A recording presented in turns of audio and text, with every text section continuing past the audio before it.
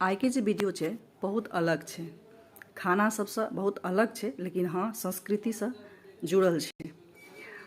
हमरा तऽ बहुत नीक लागल ई वीडियो बनाबैमे, और अहाँ से केहन लागल से कमेंट कऽ कहब। वीडियो के पूरा जरूर देखू अहाँ। हमरा बुझलासँ अहाँ कतौ रहै छी ततौका रीति रिवाज, अहाँ जे छी तकर रीति रिवाज, संस्कृति, ओकर संस्कार अहाँमे होबाक चाही, अहाँके बुझबाक चाही। ई नहीं कि अहाँ कतौ रहि रहल छी तऽ यदि अपने गीत गाबैत रही आ जतऽ छी ततऽ रीति रिवाज नहीं बुझी, ओकर बारेमे नहीं बुझी, ओकर जे बता रहल छै ओकर पीछे की कारण छै ई सब नहीं बुझी, तऽ अहाँमे ज्ञान बहुत अधूरा अछि। ई हमरा अपना बुझलासँ ई लागैए। हमर बचपन ब्राह्मण लऽ कऽ कैस्थ, राजपूत, मंडल, नेवार, ब्राह्मण, नेपाली ब्राह्मण के बीच में बीतल अछि। यानी कि रीति रिवाज, पूजा पाठ के धनी ई सब मानल जाइ छथिन। हमरा ई कल्चर में अपने आप के पलल बढ़ल हमें मानलहुँ हैं, देखलहुँ हैं। हम बचपन से देखे छियै कि नेपाली समुदाय में यदि पूजा पाठ, बियाह दान शुरू होइ छै तऽ दूना टपरी बनायल जाइ छै। ई साल पत्ता से बनै छै और बाँस के खैठी लऽ कऽ बड़का बड़का खैठी बनायल जाइ छै आ ओहिसँ खैंटीसँ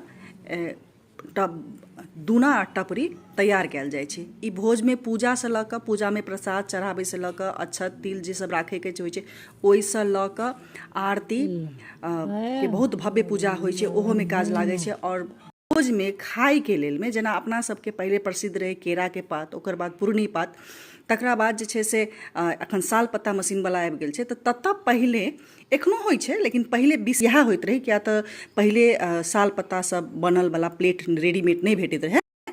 तऽ अहिना पत्ता कीन कऽ आनैत रहै या जंगल झाड़सँ काटि कऽ आनैत रहै, और अहिना कऽ दूना टपरी बनायल जाइ छलै। सब गोटे गाम में जेना बियाह शुरू भेलै तऽ सब गोटे उपस्थित हेतै, ई हकार पड़ल जाइ छलै कि हमरा एहिठाम उपनयन अछि, हमरा एहिठाम बियाह अछि, हमरा एहिठाम फलाना दिन पूजा अछि। तऽ 10 दिन पहिले सब गोटे गाम के संगठन भऽ कऽ एक ठाम बैसल जाइ छलैया और फेर ई बनायल जाइ छलैया। माने मात्रा अहाँ एना कहि सकै छी कि 200-250 आदमी यदि खायके छै तऽ हाथसँ ई महिला सब तैयार करै छलै। माने महिला सब कते पहिलेसँ जागरूक छथिन और कते हुनका सबके मेहनत हर चीजमे, घरमे खुशी या कोनो पूजा पाठके लेल कते करऽ पड़ै छै, ई देखै लए भेटै छलै। और ई चीज हम बचपनेसँ हम देखलहुँ हैं। तऽ हमरा लऽ कऽ ई चीजके लऽ कऽ बहुत एकटा ई रहैया कि हमेशा हम कतौ देखलहुँ या कोनो भी चीज केलहुँ तऽ हम ओ चीजके ओकरा कैच कऽ ली या ओहिपर हम ध्यान दिए, किया तऽ हमहूँ आब बनेनाइ छोड़ि देने छी।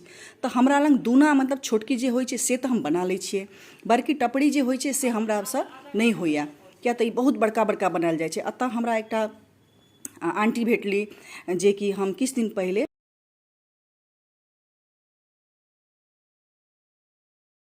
बरहा क्षेत्र गेल छलहुँ हैं। ई बरहा क्षेत्र यदि अहाँ नहीं बुझै, केओ व्यूअर छी जे नहीं, जिनका नहीं बुझा है, तो ओ नेपाल स्थित सुनसरी जिला में चतरा में पड़ै छै। और अतः भगवान विष्णु पहिल बेर पृथ्वी पर बरहा रूप लऽ कऽ अवतार लेने रहथिन। बहुत मान्यता छै। अतः भगवान विष्णु के बरहा रूप में पूजा कयल जाइ छै। ओतऽ बृहस्पति दिन का खास पूजा, विशेष पूजा अतः होइ छै और बहुत धूमधामसँ अतः पूजा बृहस्पति दिन का होइ छै। संगे अतः नदी बहि रहल छथिन, त्रिवेणी नदी बहि रहल छथिन, जतऽ मान्यता छै कि नहेलासँ सब प्रकारके कष्ट माँ हरि लै छथिन। एहि तबके एतऽ धारणा छै। अतऽ गेलाके बाद पूजा पाठ, नहा कऽ पूजा पाठ करैके सेहो एकटा विधान छै, जे अहाँ ओतऽ नहेलाके बादमे नदीके पूजा सेहो करियौ, जाहिसँ अहाँके साजा घरमे जते अहाँके रोग ब्याध, जते रङ्गके कष्ट रहत से ओ पानि सङ्गे बहैके एकटा अपना मनमे लोकके रहै छै, आस्था रहै छै। और जाकऽ ओतऽ लोक स्नान केलक और पूजा पाठ केलक, तकर बाद मन्दिरमे आबि कऽ पूजा पाठ करैके ओतऽ प्रचलन छै। इएह मन्दिरके आगाँमे दोकान कऽ कऽ पूजाके सामग्री बेचैत एकटा हमरा आंटी भेटली। ओ आंटी सङ्गे कनि काल बैसलहुँ, गप केलहुँ, किया तऽ बहुत रौद रहै। हाँ एकटा बात, यदि अहाँ बारहा मन्दिर जाइके प्लान कर रहल छी तऽ अहाँ आसिन कातिकमे जाउ। कार्तिक पूर्णिमामे स्नान करनाइ बहुत छै, चाहे संक्रांतिमे अहाँ जा सकै छी, माघक संक्रांतिमे जा सकै छी नहाय लए, ओ बहुत पुण्य भेटै छै। आ संगे संगे अहाँके मौसम बहुत बढ़िआँ रहै छै। यदि अहाँ जाइके प्लान करै छी आसिनसँ लऽ कऽ अहाँ माघ फागुन चैत तक अहाँ जा सकै छी, तकरा बाद बहुत गर्मी भऽ जाइ छै। हमहूँ जे गेल छलहुँ जेठ के एकदम बहुत भयानक वाला रौद छलैया, और नेपाल में कहि सकै छी जे 45-48 के बीच में हम ओहि दिन जे दिन गेल छलहुँ ते दिन रौद रहै। तऽ हम मंदिर तक मात्र गेलहुँ, नदी तक नीचाँ नहीं उतरलहुँ, किया नदी में पानिओ बहुत कम छलै। और तो आंटी लग बैसलहुँ। आंटी बहुत नीकसँ हमरा अहाँके टपरी दुना बनाबैला सिखेली।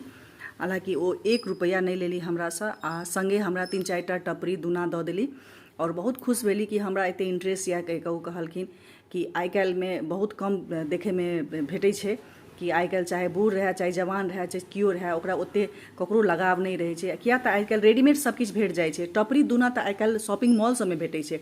नेपाल के भाट भट्टी में हम देखलिए पैकेट में टपरी या दुना राखल छलैया।